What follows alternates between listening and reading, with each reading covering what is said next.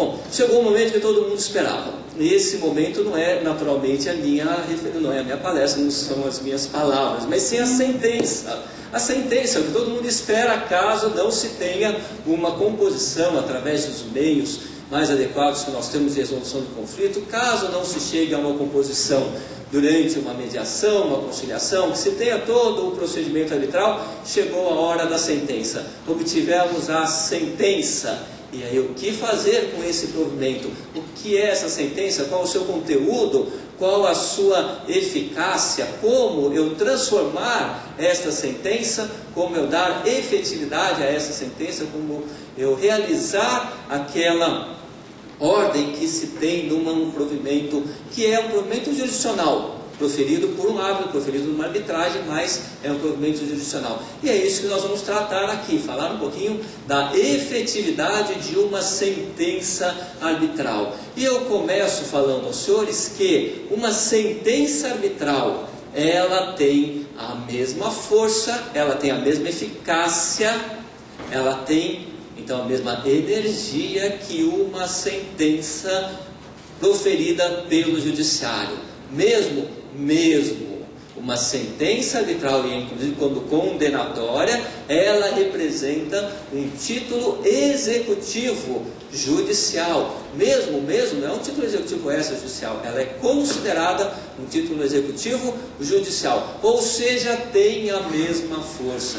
Diferente do Dr. Rui, que está acostumado com a arbitragem, pelo jeito já notei que ele é uma pessoa encantada também com a arbitragem, uma pessoa que reconhece o significado, o valor da arbitragem.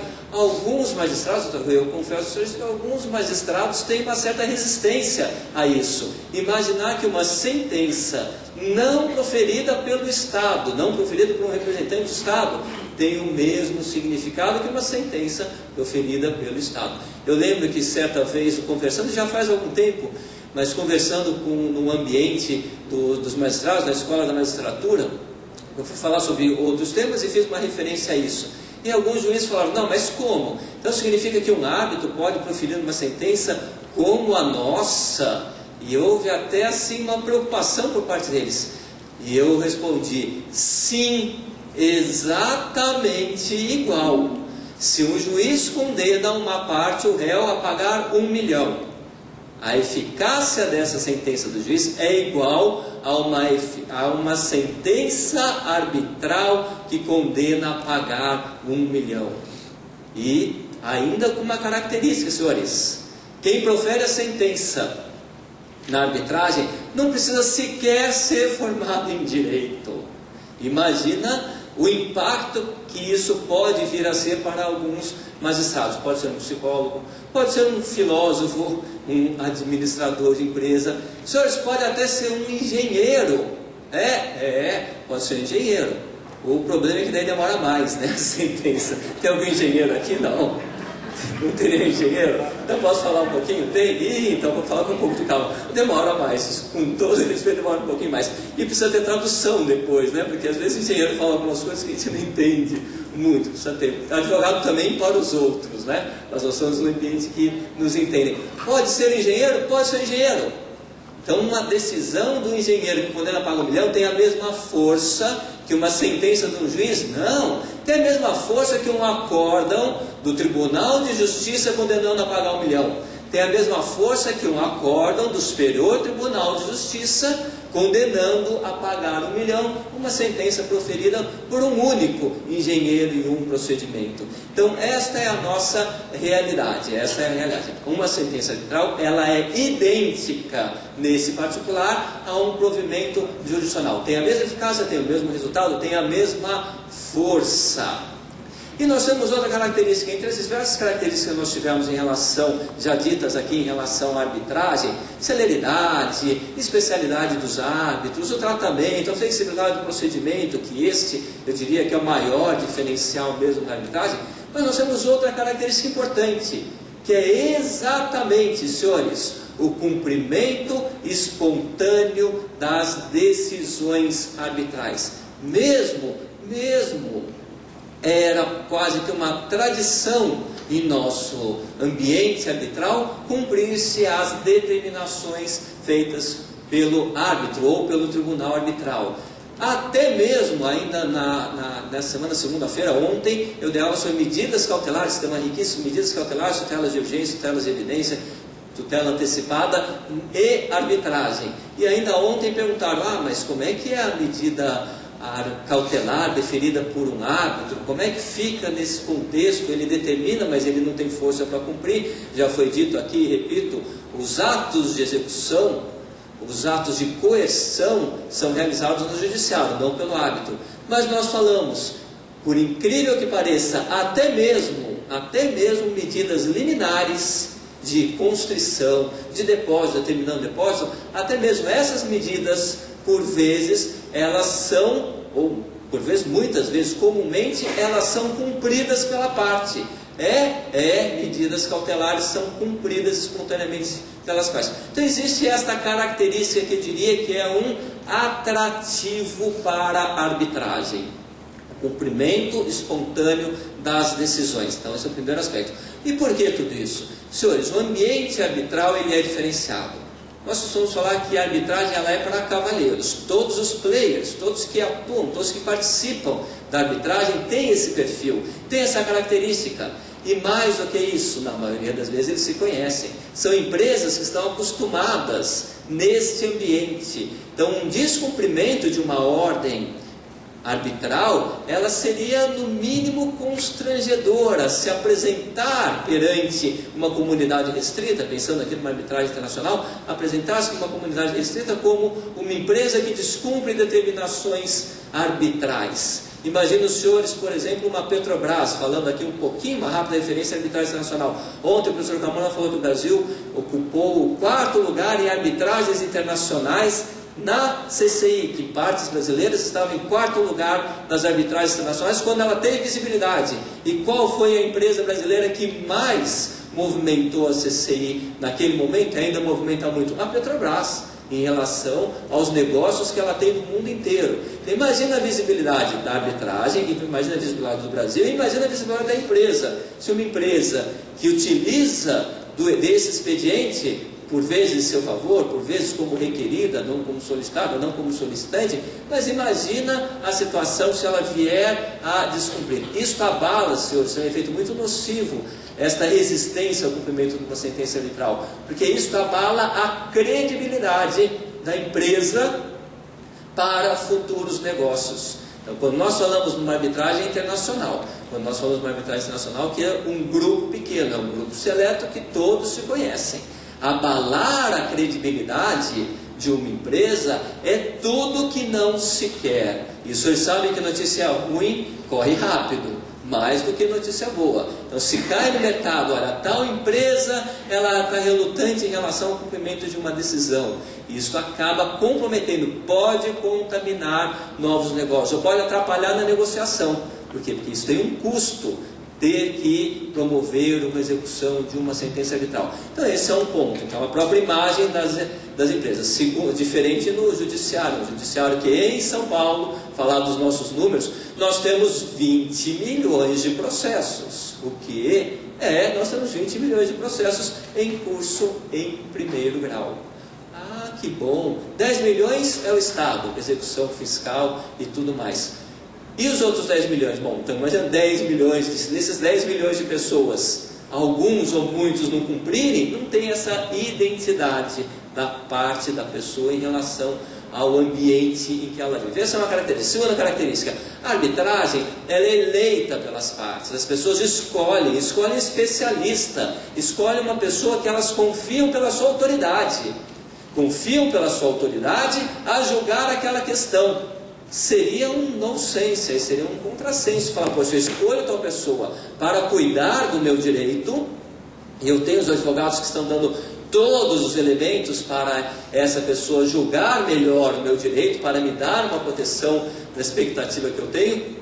Pode chegar ao ponto dessa pessoa especialista que eu escolhi, que eu indiquei, entender que eu não tenho razão e ter uma condenação, eu vou questionar aquela pessoa por mim eleita, ainda que indiretamente através dos advogados. Então é um contexto que é um pouco contraditório. A arbitragem, a discussão, à recusa no cumprimento das decisões arbitrais, porque eu estou entregando para um especialista. Seria a mesma coisa se os senhores procurarem o melhor especialista por conta de uma doença que os senhores tiveram, e depois se recusar a se submeter ao tratamento que o médico orientou, que o médico determinou. Então existe esse contexto também, a confiança que se entrega ao árbitro. Tem o outro lado da moeda, tem também o árbitro que confia em que as suas decisões, elas serão respeitadas. E lógico que existe, não há dúvida que existe por vezes esta resistência. Pode acontecer? Pode acontecer. Algumas instituições arbitrais,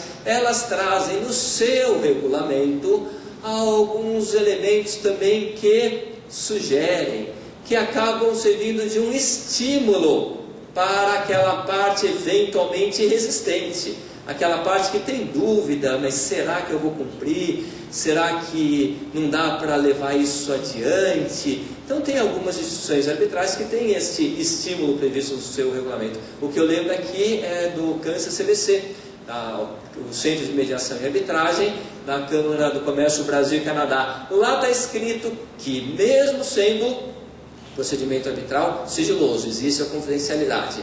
Caso a decisão arbitral venha a ser descumprida, desrespeitada por uma das partes, pode ser solicitado, e conforme o contexto isso pode ser feito, a Câmara tem o poder, tem a autorização para divulgar este inadimplemento em outros órgãos da mesma categoria, em outras entidades representativas de classe.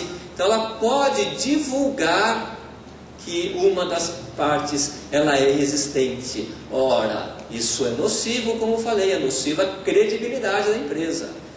Isso pode marcar, pode comprometer novos negócios. Então essa é uma previsão que tem. Tem uma outra prevista na Câmara de Arbitragem de Mercado, na Bolsa de Valores, lá de São Paulo, Mercadorias e Futuros, desculpa.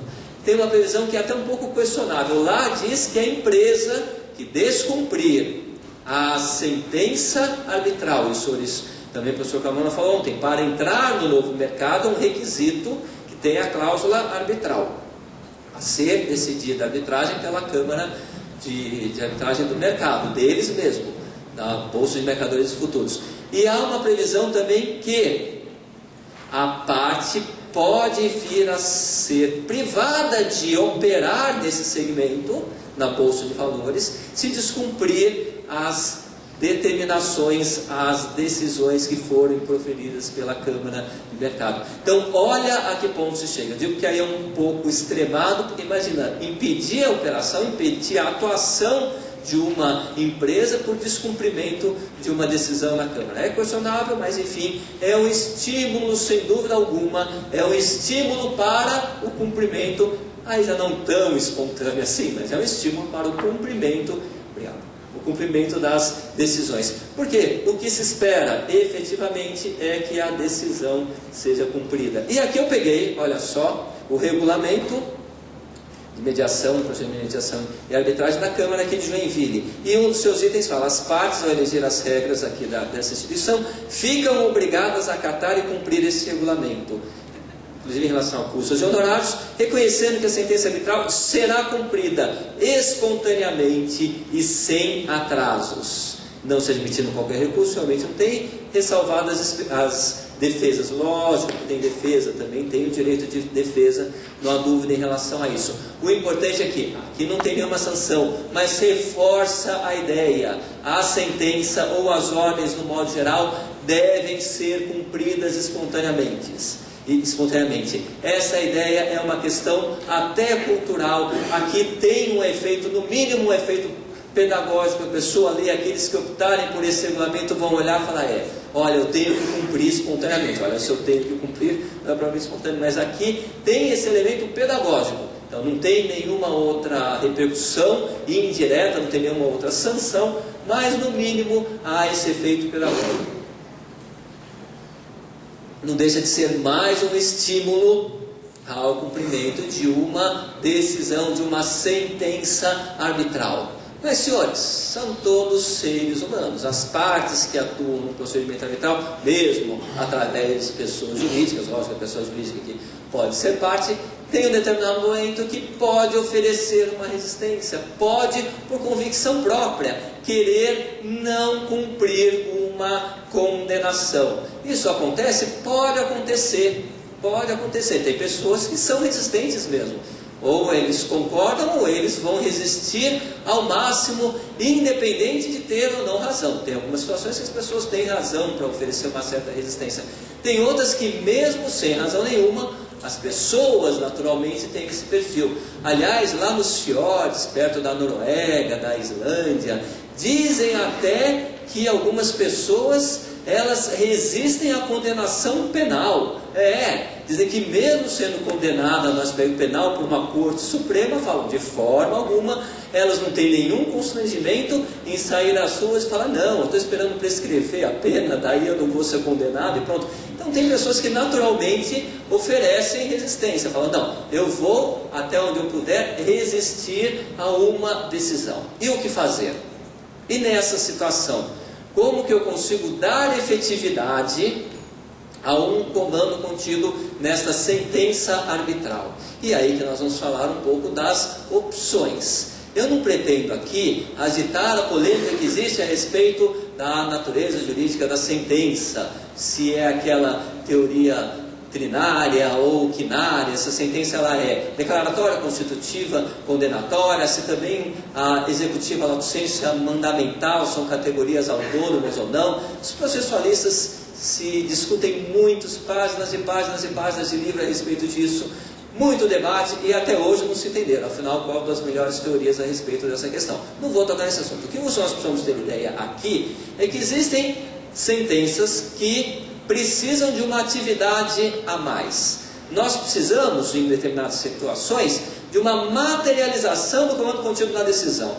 Eu preciso, em determinadas situações, de atos de transformação do mundo empírico.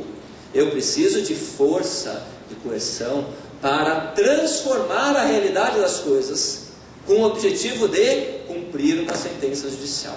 E tem outras situações que essa transformação se faz no plano meramente jurídico. Não há necessidade de alteração do mundo empírico, de transformação da realidade. Então, de um modo geral, é isso que acontece em qualquer tipo de execução. Então, o que nós temos na arbitragem? O que diz a lei na arbitragem? A sentença arbitral condenatória, ela é um título executivo judicial. Onde que se faz a execução? Sempre perante o judiciário. Jus imperium, coercio, tudo lá no Poder Judiciário. Não se faz na arbitragem. Ah, mas eu não tenho outras sentenças? Eu não tenho sentença declaratória? Eu não tenho sentença constitutiva? E como é que eu faço com uma sentença declaratória, com uma sentença constitutiva, ainda que proferida por um juízo arbitral? Não é título executivo. Se não é título executivo, o que eu faço com essa sentença declaratória? Senhores, uma sentença declaratória não reclama, ela não desafia uma transformação do mundo empírico, ela vale no plano jurídico. Daí porque eu não preciso falar de uma sentença declaratória, ela precisa ser considerada um título executivo. Não precisa, porque ela por si só tem eficácia, e tem eficácia erga omnes. Ah, então tá bom. Então a sentença arbitral, por vezes, nem precisa passar pelo judiciário para se materializar. Não precisa. Então, se eu tenho uma sentença declaratória, ou mesmo uma sentença constitutiva, ela, no primeiro momento, é em si bastante. Não precisa de mais nada. No primeiro momento, vamos ver algumas exceções. Se eu tenho uma condenação a um pagamento de um determinado valor, esse pagamento não foi realizado. Bom, daí eu preciso, em função disso, de atos, de uma atividade jurisdicional complementar para realizar aquele comando. Ah, então aí é no judiciário. Exemplos de sentença declaratória. A própria sentença que diz que aquele contrato que levou à arbitragem, foi levado à arbitragem, aquele contrato é nulo. Ou determinada cláusula contratual é nula. Eu invalidei uma cláusula contratual. automaticamente aquela cláusula contratual deixa de produzir os seus efeitos. Eu não preciso de mais nada, ela simplesmente declara a invalidade daquela cláusula. Pronto. Imagina os senhores uma declaração de invalidade do acordo de acionista, do acordo de cotista. Se vem uma sentença arbitral e fala, esse acordo não vale, pronto. Os sócios signatários daquele acordo não mais se submetem a ele. Os outros sócios não mais são obrigados a respeitar aquele acordo de cotista, porque vem uma declaração e falou, ele não mais vale. Então eu tenho aqui uma declaração sobre a existência e inexistência, sobre a validade, não de uma situação jurídica. Ela é em si bastante do plano jurídico. Então declarar a invalidade de um acordo de cotista, de qualquer contrato de modo geral, do próprio contrato que se levou à arbitragem. Então isso nós temos uma situação. E uma sentença constitutiva. Da mesma forma, não há necessidade de atividade jurisdicional posterior, não há necessidade de outros atos. Vamos imaginar uma sentença constitutiva, uma sentença que aí tem uma falha declaratória, outra constitutiva, mas vamos deixar de lado um pouquinho a natureza jurídica, como eu falei para os senhores, que deixa a briga para os processualistas, e não é pequena. Vamos pensar numa sentença de revisão do valor de locação, uma renovatória de locação ou revisional de contrato de locação. Estabelece o tribunal arbitral que o contrato foi renovado. Então ele cria uma nova situação jurídica. E ainda pelo valor de aluguel de 10 mil reais. O que fazer? Eu preciso de alguma coisa a mais? Não precisa de mais nada. Se o inquilino deixar de pagar o aluguel, a execução da ida judicial de cobrança do aluguel ou pedido de despejo, conforme o caso, já vai ser com base nesses 10 mil. Eu não preciso de mais nada. Aquela referência aos 10 mil como sendo o novo valor, ela passa a ser o título, não judicial, mas o título que embasa uma execução. Aquele é o valor que será considerado devido. Não há necessidade de outra providência. Ah, mas veja bem. E numa situação que eu invalidei um contrato de compra e venda, um compromisso particular, por exemplo, registrado, o que eu faço? Invalidou. É o suficiente entre as partes. Mas foi lá no cartório, e o cartório falou, pera lá, aqui no cartório de registro imobiliário, no laudo imobiliário consta ou o contrato de compra e venda ou o compromisso registrado. O que fazer? Aí nessas situações, o que nós entendemos? Que não precisa passar pelo judiciário. Pode ser expedida, e tem precedente nesse sentido, pode ser expedida uma, entre aspas, carta de sentença, similar ao que se faz no Poder Judiciário, e comunica o árbitro ou a instância arbitral, o juízo arbitral, que comunica aquela alteração no plano jurídico, e deve sim ser seguida, então, mediante essa comunicação. A mesma coisa em relação a uma transferência de veículo, por exemplo. Vão lá para o Detran e falar, olha, eu ganhei, eu tenho uma sentença arbitral que me deu a titularidade desse veículo. Provavelmente o Detran cria alguma resistência, mas no nosso entender pode ser feita a comunicação direta através de uma expedição de carta, através de ofício, enfim, mas não há necessidade de passar pelo judiciário. Eu lembro, foi feita a referência aqui ao período de pesquisa que eu estive na Espanha, e esse era um dos pontos que me incomodava. E eu fui perguntar para a professora de lá, que me recebeu e que foi a minha senhora, eu perguntei para ela, e como é que fica em relação à parte de imóveis, então, uma eventual transferência aqui e ali, adjudicação de imóvel, como é que uma decisão arbitral ela é cumprida? Vai para o judiciário, a obrigação de fazer, não fazer? Como é que faz aqui na rotina? E vocês têm uma cultura antiga, uma tradição em arbitragem? Ela olhou e falou, qual o problema?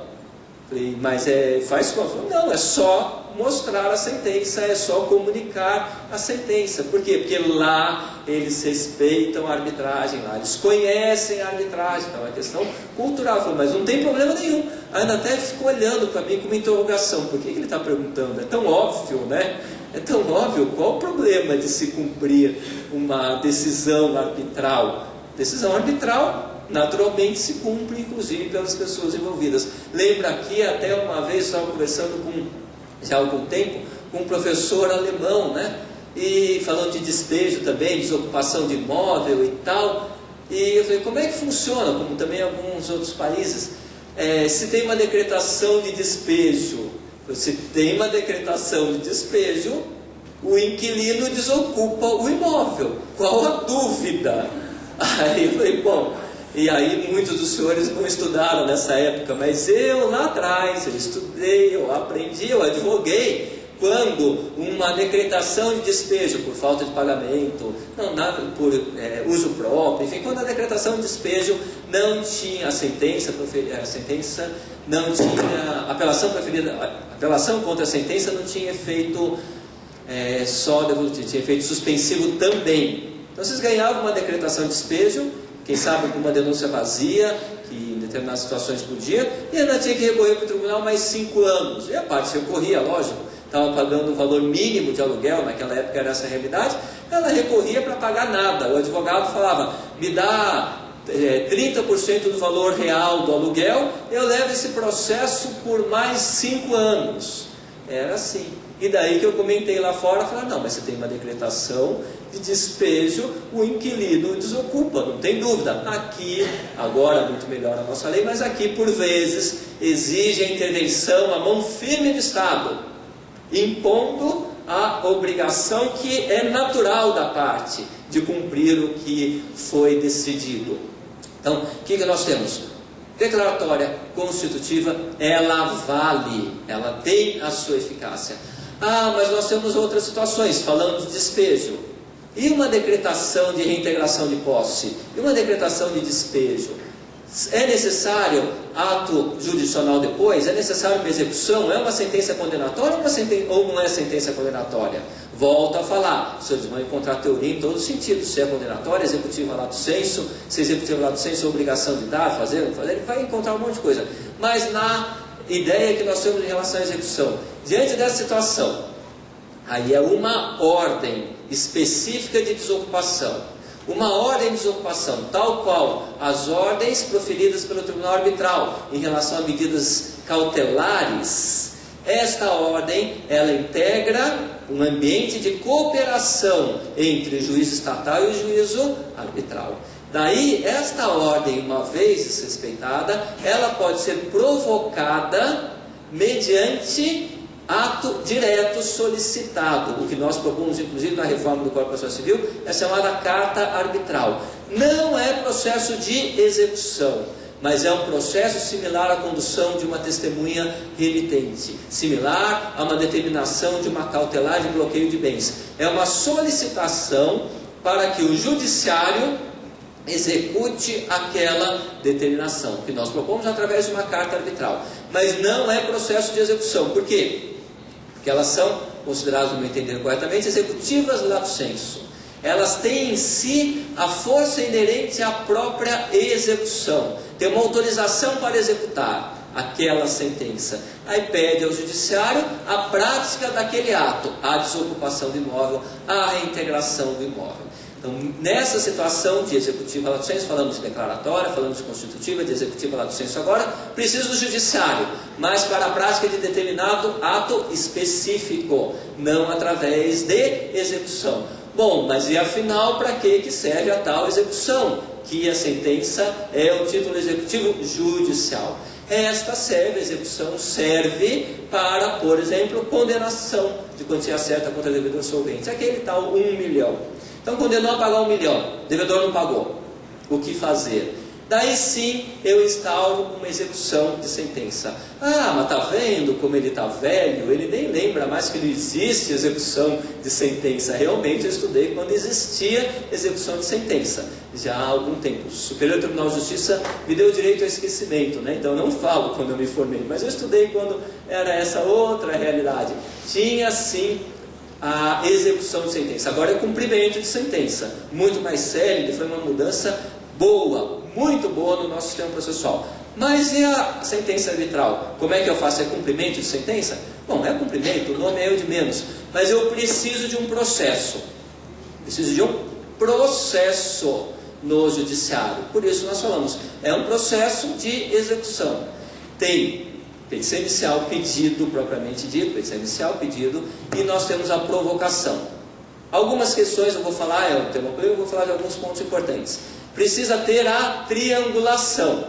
O que significa? Precisa ter autor, juiz e réu, exequente, juiz e executado, nesse cumprimento de sentença. Como que o réu vem? para o processo? Lógico, através de citação. Sim. A pergunta é, citação pessoal, no cumprimento de sentença, a citação agora é por advogado. Eu posso intimar o advogado que atuou na arbitragem? Se o Carmona estivesse aqui, ele ia falar, não precisa ser advogado na arbitragem. Na arbitragem eu posso ter até um representante. Não é necessário que se tenha um advogado na arbitragem. Bom, daí eu cito o representante, mesmo que tenha advogado. O advogado da arbitragem, ele é um representante da parte da arbitragem. Ele não tem poderes para receber citação aqui nesse cumprimento de sentença. Não tem. Então precisa ser a citação pessoal pelos meios que o Código de Processo Civil estabelece. Faz a citação pessoal, pode ser aquele advogado ou não. O advogado pode ter procuração, às vezes ele representa uma empresa estrangeira, ele tem procuração para receber citação. Aí tudo resolvido. Segundo aspecto que no meu entender é bem relevante, a questão do prazo. Qual o prazo para cumprimento daquela sentença arbitral? A lei fala que o Código de Processo Civil, o Código 75, se não cumprido em 15 dias, incide multa de 10%. Prazo e multa, dois pontos que, para encerrar, então, eu vou conversar com os senhores. Prazo e multa. Mas qual o prazo? Então tem que pagar nesses 15 dias? Ou a sentença arbitral pode estabelecer um outro prazo? Prevalece o prazo da sentença arbitral, e pode sim, porque a lei estabelece que na sentença arbitral, o árbitro ou o tribunal arbitral fixará o prazo para cumprimento da obrigação estabelecida na condenação, se for o caso. Qual o prazo que se estabelece? E esses dias mesmo, senhores, nós tivemos uma sentença arbitral, eu estava no tribunal, compunha o tribunal arbitral, que nós tínhamos uma condenação à parte, foi de 20 milhões de reais. Os senhores acham que dá para falar para a parte pagar em 10, 15 dias? Esse é um estímulo ao inadimplemento. Pô, se você tiver que pagar de imediato, demora a pagar em 10 dias, eu falo, não, espera. Então ele que vai para o judiciário, por quê? Como que eu vou levantar esse dinheiro? Ela até possuía, pelo porte da empresa, mas essa condenação, os senhores imaginam o porte da empresa. Ela tinha esse dinheiro, eventualmente, patrimônio mais do que suficiente, nem se cogitou em cautelar de constituição de bens. Só que a disponibilidade para, de imediato, assinar um cheque de 20 milhões, 30 milhões, 10 milhões, mesmo a pessoa jurídica consegue assinar um cheque de 10 milhões em alguns dias? Não é bom. Isso pode até criar um tumulto, atrapalhar a rotina da empresa. Nós não queremos matar a empresa, nós queremos que ela cumpra a sua obrigação. Então nós, no Tribunal Arbitral, nós estabelecemos o prazo de 60 dias para pagamento. Pelas circunstâncias, tinham vários outros elementos, nós estabelecemos o prazo de 60 dias para pagamento daquele valor objeto da condenação. E se não pagar, e era previsto lá no tempo também com algumas multas. Então nós estabelecemos um prazo muito maior. Qual o prazo que prevalece? Os 60 dias ou os 15 dias da execução? Senhores, são prazos distintos. Enquanto não vencer os 60 dias, então a sentença sob condição, aí sob termo, né? Enquanto não vencer os 60 dias, ela não é devedora. A sentença não é execuída. Então, ele tem direito aos 60 dias. Vencidos os 60 dias, começou a execução, é um outro prazo. Aí é um prazo processual de cumprimento de sentença. É um prazo que a lei processual dizia, processo é processo. Eu estou dentro do judiciário. Então eu teria eventualmente mais esse prazo. Porém, as sanções previstas na arbitragem valem. Então eu teria, nesse caso específico, dois prazos. Não chegou, esse especificamente não chegou à execução, ela cumpriu até um pouquinho antes dos 60 dias. Também não iria espontaneamente antecipar. Lógico, com todos os encargos, com juros, com correção monetária, com tudo.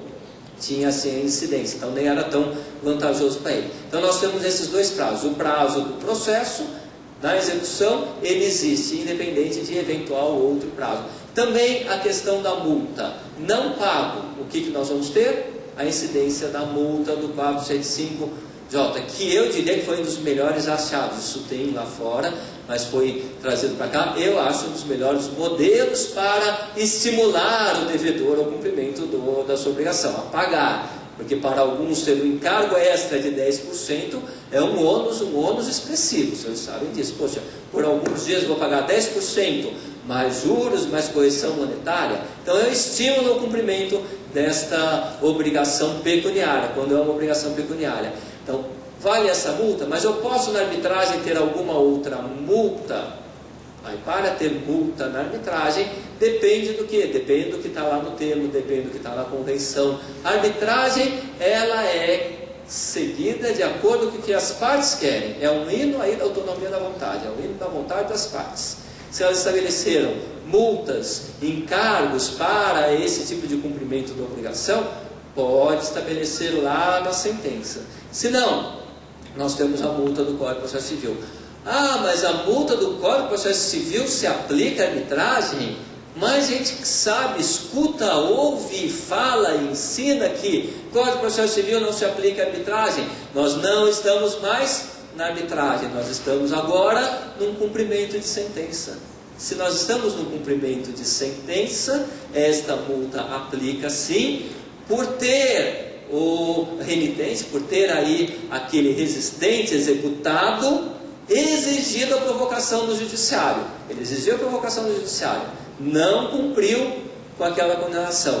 Aí ele paga com a multa, sim, independente da previsão lá na sentença arbitral. Então teria sim essa multa. Bom, essa é uma ideia geral em relação à execução. Então nós temos, no primeiro momento, a possibilidade de cumprimento espontâneo. No momento não teve, existem algumas situações que são atos praticados diretamente no ambiente de cooperação. O árbitro pode solicitar, por provocação das partes, a prática de determinados atos no judiciário. E temos, por fim, a execução por quantia certa contra devedor solvente. Felizmente, meu prazo já se esgotou, eu não vou precisar falar aqui sobre execução de obrigação de fazer e execução de obrigação de não fazer e obrigação de dar, porque é um terror. Eu leio, releio aquele Código de Processo Civil e saio com muitas e muitas dúvidas. E quanto mais leio os processualistas, com mais dúvidas eu fico. Mas de um modo geral, vocês têm que seguir o que está lá no código. Tem 461, e tem tudo, tem multa, tem transformar em valor pecuniário, quando é obrigação personalíssima. Olha, um terror. Espero que vocês não tenham essa experiência, porque seguir nesse cumprimento de sentença de obrigação de fazer ou não fazer é um terror. Agora, só falta um ponto específico, que daí vale para todos, e esse é importante vocês saberem, que é a matéria de defesa. Os antigos embargos, volto às minhas origens, aos meus bancos acadêmicos. Atualmente, impugnação da execução. Então, os embargos. Eu levanto essa questão para lembrar um ponto. Qual a matéria de embargos? Toda ela, prevista no Código de Processo Civil, mais uma prevista na lei de arbitragem. A invalidação de uma sentença arbitral, artigo 33, pode ser levantada em embargos. Então em vez de entrar com uma ação de invalidação de sentença arbitral, vamos imaginar que não descumpriram o devido processo legal, o contraditório, o juiz era impedido, o árbitro era impedido, um terror aquela arbitragem. Posso levantar embargos. Só que tem um detalhe importante. O prazo da lei de decadência para ação de invalidação de sentença arbitral é de 90 dias. E dos embargos? Bom, a execução demora. A pessoa pode demorar 6 meses para provocar a execução, o cumprimento da sentença. Daí já passou os 90 dias. Ela pode, na impugnação ou nos tais embargos, ela poderia levantar a invalidação da sentença arbitral? No nosso entender, não. Ela só pode levantar impugnação da sentença arbitral, eventual causa de invalidação da sentença, se estiver nesses 90 dias. Passou 90 dias, decaiu o direito. Não pode procuração de invalidação e não pode mais levantar a matéria em defesa da execução. Mas ainda não tinha sido nem citado da execução. Então que entrasse com a ação de invalidação. Para exercer o direito a invalidar uma sentença arbitral por qualquer das duas formas, ação de invalidação ou impugnação à execução, a lei ainda fala em embargos, porque é antiga, anterior à reforma, por qualquer dessas duas formas, precisa ser em 90 dias prazo decadencial. Passou desse prazo, definitivamente não pode, nem um nem outro. Então, você não tem ainda a execução em curso, entra com a ação de invalidação. Senhores, muito obrigado pela atenção.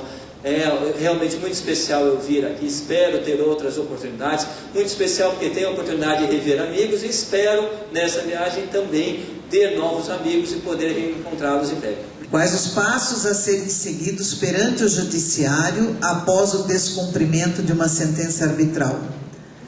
A número 2, já vou apresentar aqui as duas. Tem conhecimento de prazo de judiciário para exigir o cumprimento de execução de sentença arbitral? Prazo médio, já que o mérito já foi atendido pela sentença. Bom, acho que a primeira, talvez até prejudicada, porque é o que eu falei, é processo se é condenatória, condenou a pagar 1 milhão, cumprimento de sentença, como execução normal de cumprimento de sentença, execução. Entra, pede a citação pessoal, tem o prazo de 15 dias, não pagou multa, depois tem os embargos ou impugnação em 15 dias, certo? Bom, qual o prazo médio? Prazo idêntico a uma sentença judicial. Qual o prazo médio de uma execução de sentença judicial? Não tem essa estimativa, porque depende de varas e tudo.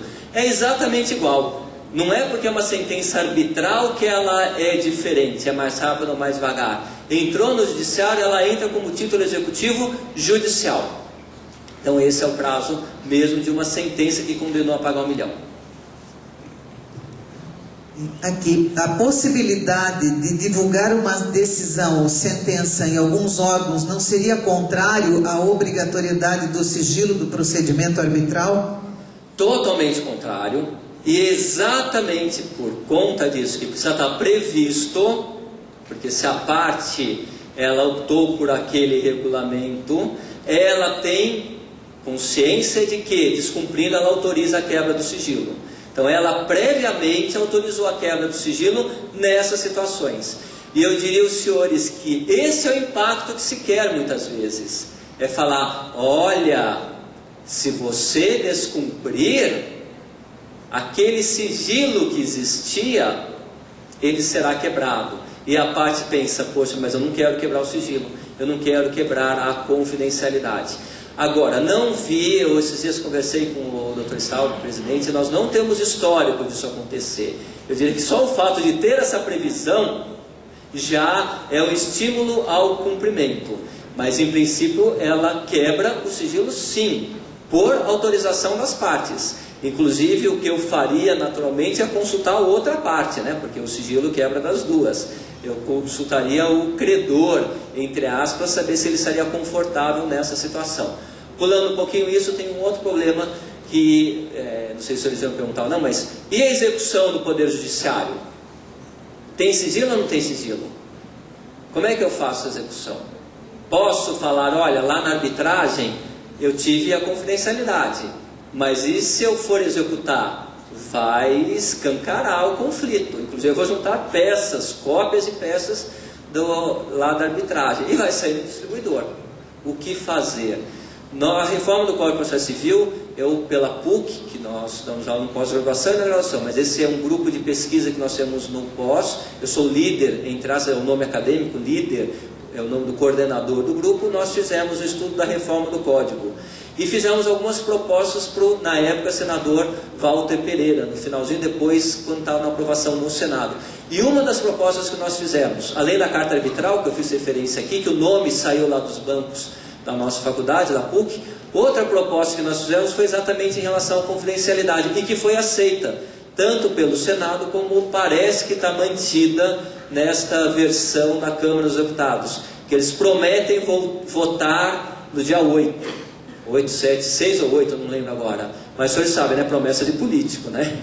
Não se sabe se vem. Eles já prometeram votar em agosto, prometeram votar na primeira semana de setembro, agora em agosto. E foi mantida. Então, nos procedimentos, nos processos judiciais que decorrem de arbitragem, cumprimento de carta arbitral e tudo mais, ação de validação, haverá o sigilo, haverá a confidencialidade, haverá o segredo de justiça, consta do distribuidor, lógico, mas não o conteúdo, desde que a confidencialidade tenha sido estabelecida na arbitragem. Ué, mas não é toda arbitragem com sigilo, com confidencialidade? Não. Arbitragem e poder público, tema riquíssimo. Poder público participa de arbitragem? Sim. Arbitragem confidencial? Lógico que não.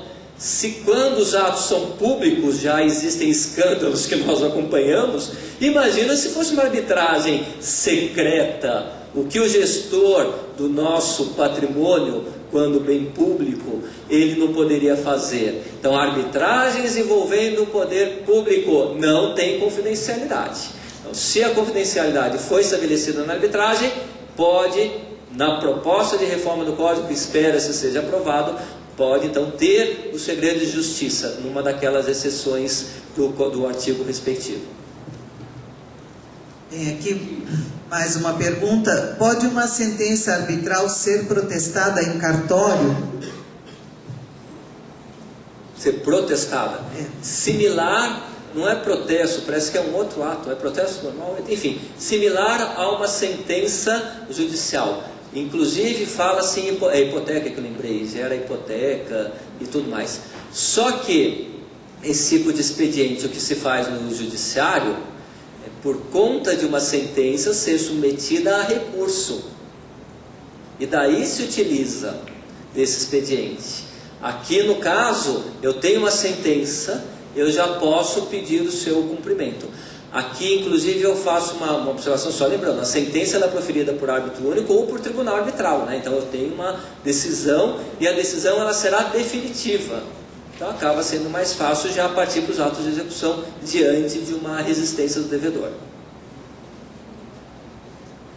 É comum a sentença arbitral fixar multa em caso de não cumprimento espontâneo? Soma-se a multa do CPC ou uma elimina a outra? Isso. É usual o protesto da sentença? É, o protesto lá em relação à multa. A multa para ser estabelecida na sentença arbitral, no meu entender, é um tema também polêmico, precisa constar do termo de arbitragem, ata de admissão, precisa constar da convenção.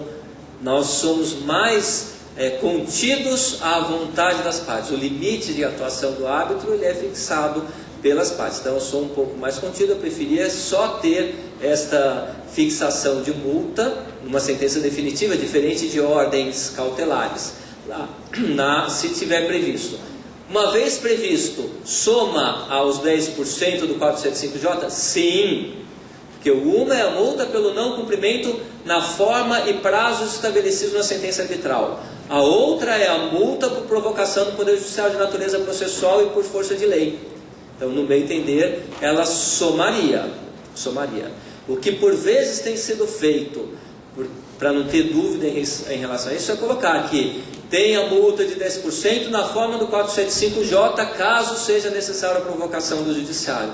Então, às vezes, na sentença arbitral, a gente estabelece essa previsão também. Sentença arbitral prescreve em quanto tempo? A sentença em si não é a prescrição da sentença, depende da condenação, exatamente igual à sentença judicial. E aí a prescrição de direito material é independente da sentença, prescrição de direito material não processual. Então, se tem uma condenação que tem um determinado prazo de prescrição, e aí eu acredito que os senhores estariam falando de uma prescrição pós o período. Aí depende do tipo de condenação. É igual sentença judicial. Aí o prazo será eventualmente em relação à condenação, conteúdo da condenação, como se fosse uma sentença judicial. Sendo os honorários do árbitro determinado na sentença... O assunto está bom agora, está melhorando. O assunto está melhorando agora. Também, eu confesso que gostei também. Também, sabe? Começou bem. Quem fez essa pergunta começou bem. Sendo os honorários do árbitro determinado na sentença e não sendo pago pela parte condenada, como o senhor vê o uso pela Câmara dos órgãos de proteção ao crédito? Bom, esse tema de honorários dos árbitros valorados é extremamente complexo, depende do que está no regulamento. Tem esse primeiro aspecto, e a lei fala que isto pode ser cobrado, constitui título para o árbitro. Eu já tive 2 arbitragens que não recebi. Fiz alguma coisa? Absolutamente nada, além de marcar o nome dos advogados e marcar o nome das partes. Tem lá a listinha negra. Para nunca mais... Nunca mais, porque o advogado é importantíssimo nesse contexto. Muito importante. Então, lógico que a gente grava, a gente lembra para eventualmente não aceitar. Geralmente, eu gosto de trabalhar nesse aspecto com CCBC, Fiesp, eu não sei como que são as instituições aqui. Geralmente, os valores dos honorários dos árbitros, eles já são depositados na Câmara. Eles ficam, a Câmara fica como depositária. Então, tem um mínimo de tantas horas, mínimo de 100 horas, enfim, fica lá um valor depositado. Então, uma vez estabelecida a sentença que os honorários de árbitros serão de responsabilidade de uma ou de outra parte, nós, árbitros, levantamos os valores, aliás, por vezes até levantamos antes, levantamos os valores antes, e depois a execução é da parte vencedora contra a parte vencida, de reembolso dos honorários dos árbitros, eventualmente sucumbência de advogado também, aqui é honorários do árbitro. Então o árbitro, ele recebe diferente. Inclusive, nós, e a maioria dos regulamentos, salvo engano, de Joinville prevê isso, foi o que eu li que estava à disposição. As partes depositam o valor das custas, eu lembro de custas, não lembro de honorários, mas geralmente as partes depositam o valor antes de receber a sentença. Na prática, a vida como ela é. O tribunal arbitral se reuniu, teve instrução, encerrou a instrução, tem que proferir a sentença. O tribunal se reúne, antes de proferir a sentença, ele manda um relatório de horas. Caso não tenha sido depositado, ou caso supere as horas. Fiesp CCBC tem um limite alto de horas, muitas vezes não ultrapassa. Se alguma instituição, por exemplo, CAESP, nós mandamos o relatório de horas, IMAB, um pouco diferente, manda o relatório de horas, as partes depositam. E daí publica, entre aspas, a sentença. Daí nós comunicamos a sentença. Então isso não cairia nessa outra parte. Senão pode cobrar. E até num termo de audiência de uma instituição que não tinha essa previsão. Nós, no termo de audiência, nós árbitros falamos para as partes. Olha, nós atuamos com 50 horas no mínimo. Os advogados já sabiam, isso foi conversado antes até. Atuamos com 50 horas mínimas e vocês depositam. Ah, qual o prazo? 3 meses. Nós já teve um outro procedimento que nós definimos o pagamento em 6 meses. Então a parte, mês a mês, depositava o valor das custas da arbitragem, que era mensal nesse caso, e depositava o valor dos honorários dos árbitros. Se não tiver nada disso, a lei fala que pode executar e daí segue o caminho normal. Mas geralmente a gente toma essa cautela antes, né? Eu ainda tenho aqui uma pergunta que eu gostaria de passar, pelo fato da gente verificar muito isso nas câmaras. A respeito das manobras de defesa por parte da parte vencida na arbitragem, cabe arguir querela mutatis em face da decisão arbitral que porventura tenha desrespeitado o devido processo legal? Então, essa é uma das maiores dificuldades que nós temos num procedimento arbitral. Qual a regra na arbitragem? A regra é não ter regra. A regra é não ter regra. Mas nós temos um princípio constitucional, devido ao processo legal, que nele se inclui contraditório, ampla defesa, imparcialidade e tudo. Então nós temos essa regra constitucional e nós temos que encontrar um equilíbrio para também, como diz o professor Luiz Olavo, não se transformar numa Disneylândia, né? Não é uma festividade, faz tudo na arbitragem. Então realmente nós temos que encontrar um equilíbrio em deferir ou não deferir, permitir a prática de atos. Então este equilíbrio tem que ser buscado. No procedimento arbitral, nós sempre conversamos, pensamos, trocamos ideias. Isso é rotineiro. Ainda ontem recebi por e-mail, que aqui esse aparelhinho localiza a gente onde a gente quer que esteja, né? Aí recebi e-mail exatamente o que escrever numa ordem processual. Defere um prazo a mais para falar ou não defere? Nós demos um prazo para uma parte, agora a outra parte tem esse prazo porque juntou um documento. Poxa, mas se assim o procedimento arbitral não anda. Então o que fazer? Bom, mas é uma primeira... O procedimento começou há um mês e pouco.